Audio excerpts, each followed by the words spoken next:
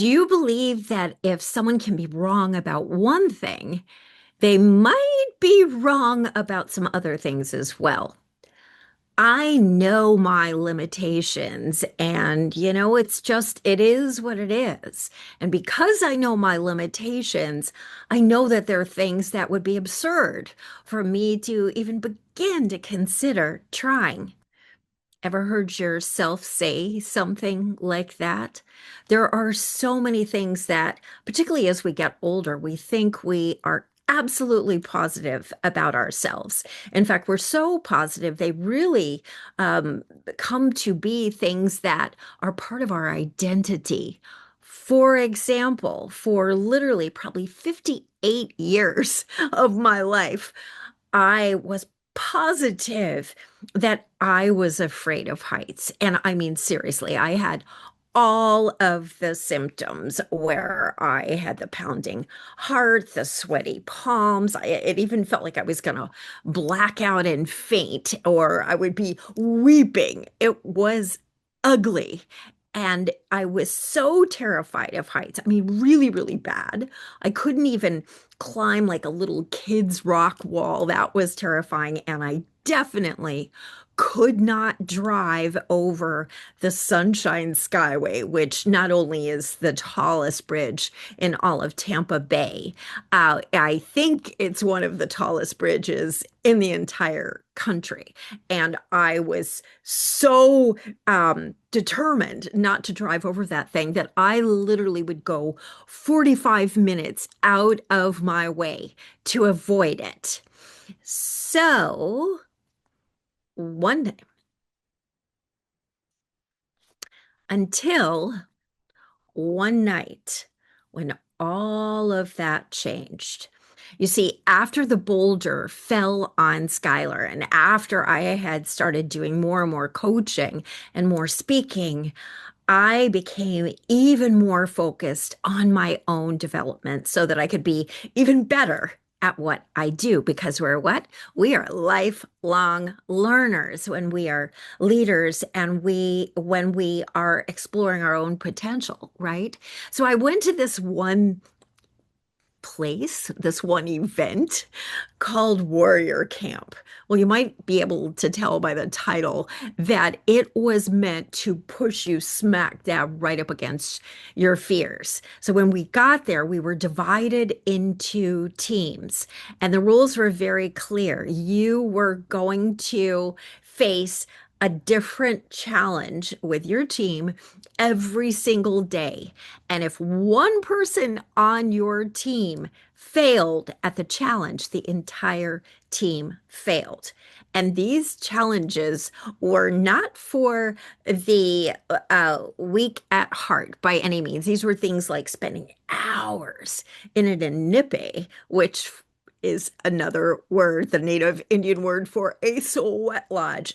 Oh my gosh, think like 140 plus degrees, pitch black dark. Oh, it was terrifying.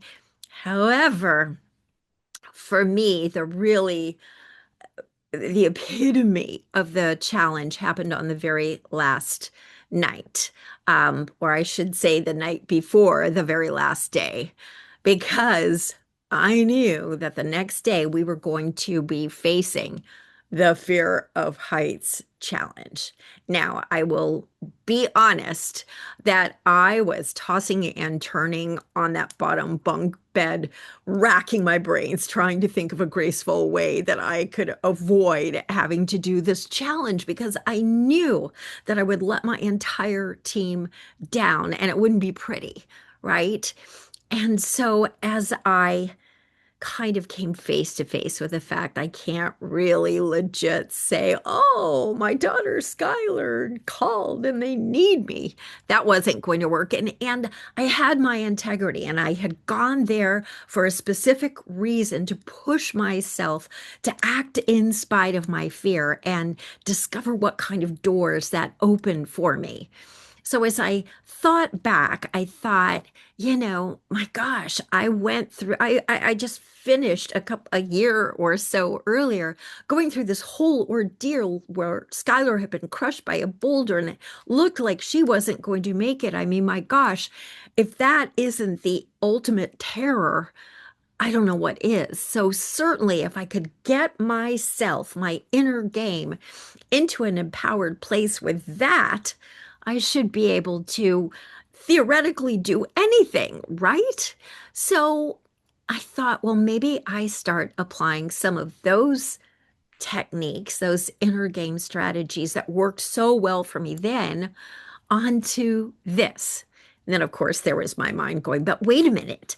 This isn't just a circumstance. This is who you are. I mean, again, it is what it is, right? This is a very real limitation. You have all the physiological symptoms to prove it, and over a lifetime. Well, one thing that I've learned is that when you want to get beyond these quote unquote limiting beliefs, the first thing you need to learn how to do is ask different questions. And one of the most powerful questions is, what might I be assuming that is not necessarily true? Well, when I looked at all the symptoms, I thought, well, clearly that's true. But I pushed a little further and said, wait a minute. What if that's just kind of a misunderstanding? What if it's a mistake? And I thought of how people would call Skylar when she was growing up, my mini me, right? She and I were so similar, except for one thing. She was fearless. I mean, I literally had a picture that Skylar had sent me of her jumping off of a bridge in Croatia. And it wasn't just any bridge, it was a picture that when I first looked at it, it looked like this humongous bridge. And I wondered why she sent me a picture of this, like, okay, I mean, it's not particularly beautiful, humongous bridge. And then I noticed there was a little tiny dot halfway between the bottom of the bridge and the water. And that dot had a huge smile that unmistakably was Skylar's smile. And I thought, oh my gosh, what is my daughter doing? What is she thinking? She's not just fearless, she's crazy, right? I could never be like that. But then I thought, well, what if I'm wrong? What if that physiological feeling that I feel that's very real when I encounter heights, what if it's exhilaration rather than terror? Right? Because it really is me just putting the label on it. Um, and statistically, scientifically, they've done studies that show that when our brain waves fire, it's not very different, the response when we're feeling exhilaration than when we're feeling terror. In fact, they've said some studies say that really the only difference is that when you're labeling it as exhilaration, you're still remembering to breathe, right? And so it's just a different association. So what I looked back and I thought, well, when did I first start believing that I had a fear of heights? What's my oldest memory of being afraid of heights? And I have a very long memory. So, believe it or not, I actually remembered a time when I was about 2 years old.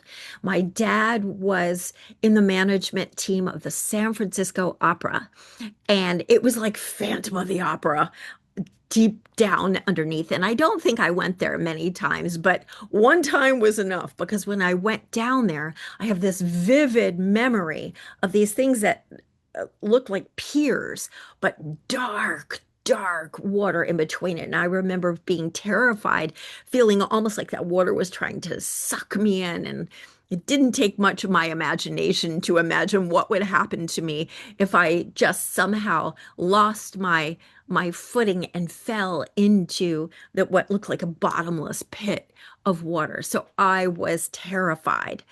And then the next time that I remember, I was probably closer to 8 years old, but it was actually in a church that we went to in upstate New York. And in the back of the church was this stairway that was so steep that I started to feel dizzy. I got that vertigo feeling as I looked down those steps. And literally, the only way I could make it down those steps was to sit down and kind of like shimmy, scoot down on each one of those steps. It was terrifying. And so I think that as I got a little bit older and I heard maybe some adults talk about a fear of heights and explain some of the physiological symptoms that they were feeling, I had an aha moment and I went, well, I felt that too. That must mean that what? I have fear of heights, just like I have hair, eyes, nose, mouth. I have this fear of heights. So now I knew what was going to happen. Anytime that I was in a scenario that involved heights, I was afraid of heights. So it was as if physiologically my body would have that response. But now I knew what it was. It was fear of heights. So the more that I went through my life and had those symptoms, the more it amplified and amplified and amplified.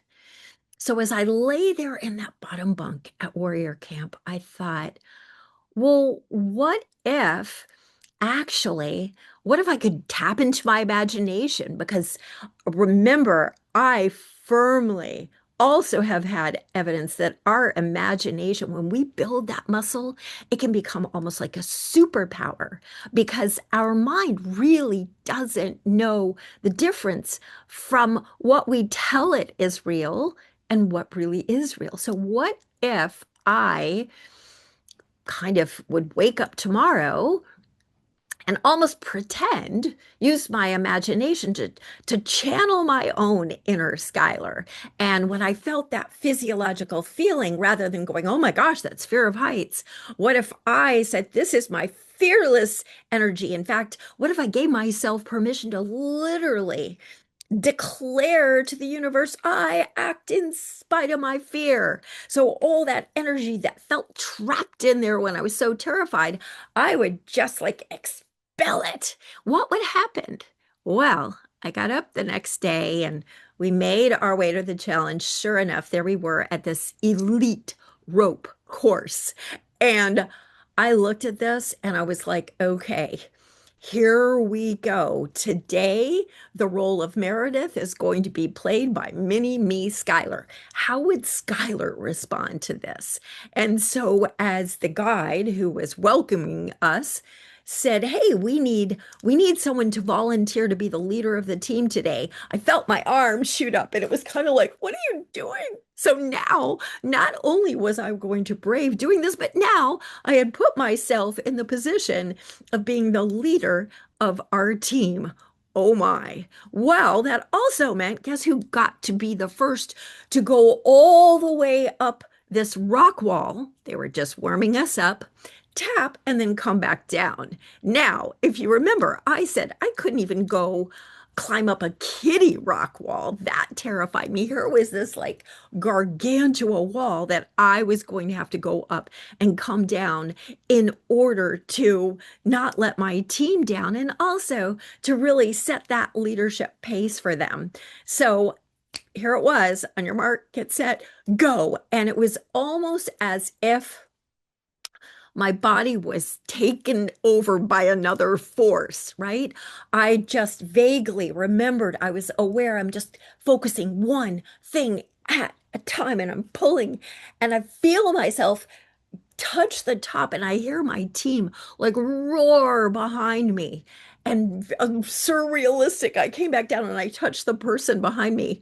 And there was this huge wave of literally exhilaration. It was like, oh my gosh, that's what it feels like when I define myself as someone who is not afraid of heights, but who tackles these kind of challenges with gusto and relish.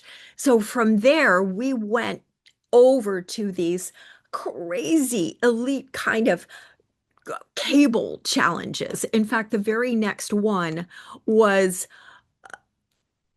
overwhelming. It was two telephone poles with two metal cables. Suspended between those from the top cable were four dangling ropes.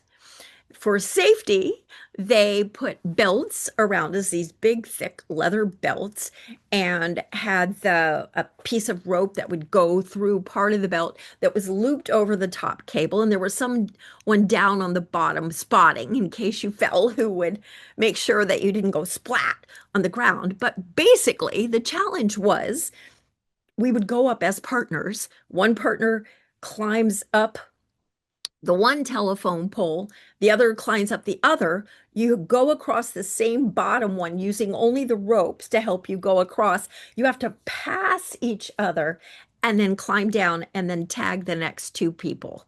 So as the leader of the team, I had to be one of the first partners, but I was psyched. I was like, yep, today I am going to define myself as someone who loves this kind of challenge, who this is exhilaration. This is, again, the fearless version of Skylar.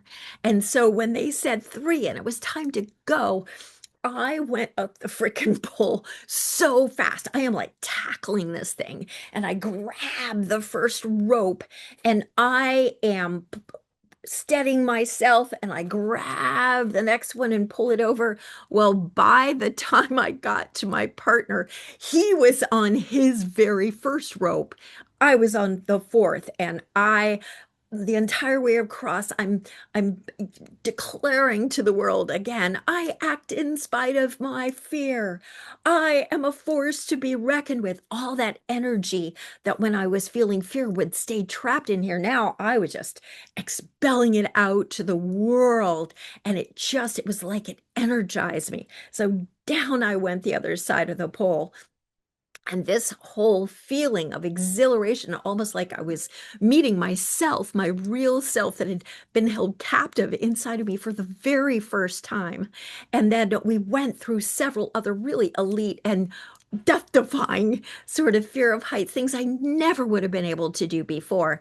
And in fact, one of our other team members at one point, and a woman who was a little bit older than I was, got paralyzed at one of these. She was so terrified. And my team members said, Meredith, you're not afraid of heights. Why don't you go up and help her? And it was a crazy challenge where it was like a V.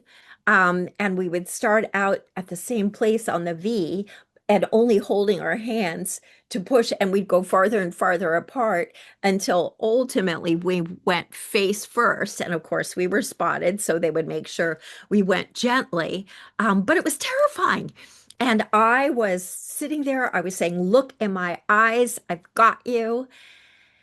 By the end of the challenge, I would, I felt like again, like I'd met a version of myself that I had no clue ever existed or ever could exist. And as we were debriefing, we were supposed to share our big takeaway. My big takeaway, of course, was, well, I went to bed last night knowing that I was someone who had a fear of heights. And people were like, no frickin' way. They absolutely couldn't believe it. And it was astonishing. There was just no way that if you had watched me on that day, you ever would have imagined that I ever could have been afraid of heights. But here was the real challenge. In order for me to know that this was real per se, or the new reality, I knew that I had to take it all the way back. It couldn't just be, hey, I associated with this one experience and I went back, and once I was around the same old stimuli, I reverted to that previous version of myself. I went back, and one of the very first things I did was load Skylar in the car, and I said, we're going across the Sunshine Skyway. She was like, what? Are you kidding me? I was like, nope, we're going. And I will not kid you, my palms started sweating, my hearts. But instead of like totally being frozen on the bridge, which I would have been in the past, I relied on that. I act in spite of my fear. I am fearless. I am a force to be reckoned with.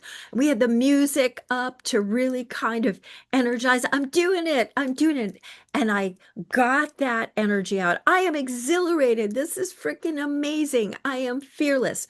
All this kind of loud declarations that elevated my emotions to the point where my mind could honestly believe, oh yeah, this is what exhilaration feels like. And so to this day now, I drive over that frickin' Sunshine Skyway on a regular basis. And it's even gotten to the point where I turned to Skylar and said, have we already crossed that bridge? Where it is a non-event to me. It doesn't even catch my attention. So here's my question for you. If that could change something that had been ingrained in my identity for decade after decade, 50 plus years, my mind was so sure that that was who I was, and it was wrong. What else do you think my mind had been telling me throughout my entire lifetime about my own limitations, my own capacity, or even about the world and other people that was also wrong? So today, I would encourage you not to say, oh, it'll be too hard to change it. I promise you, if you had told me that overnight I could have gotten rid of that fear of heights, I never would have believed you. And yet, by simply saying, I am no longer willing to define myself on those terms, what had I been assuming that actually was totally wrong? Well, who do you choose to define yourself to be right here, right now, so that you can go out there and achieve things that previously might have felt impossible. And in the process, so that you can go out there and pay it forward and impact other people's lives, inspire other people to do things that maybe they could never have seen themselves doing.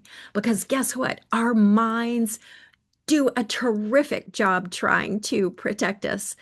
But even our own minds sometimes have us all wrong. So if you have something that's telling you you can't, take a look at it and say, what if that isn't exactly correct?